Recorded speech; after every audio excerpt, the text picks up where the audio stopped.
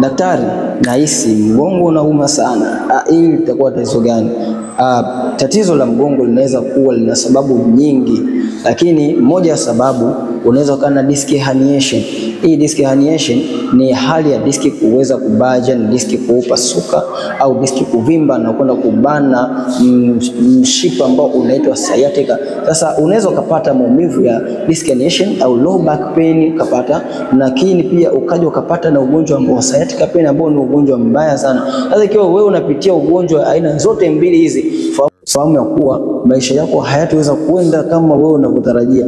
Fahamu ya kuwa unaweza kupata ulemavu wa kudumu, lakini pia kubwa zaidi unaweza kupata ugonjwa ambao unaitwa Cauda-Equino syndrome, ambayo huu utakufanya uweze kuachia haja zote ambapo utakapokaa chini, kimaanisha haja kubwa, haja ndogo, unaweza kuziachia hapo hapo. Sasa ikiwa unapitia changamoto hii, usijali, changamoto hii inapona kwa programu za aina 3 tu: programu ya mazoezi, programu ya chakula, lakini programu ya kutumia dawa zetu ili uweze kupona. Chukua namba zangu bio ili niweze kukusaidia.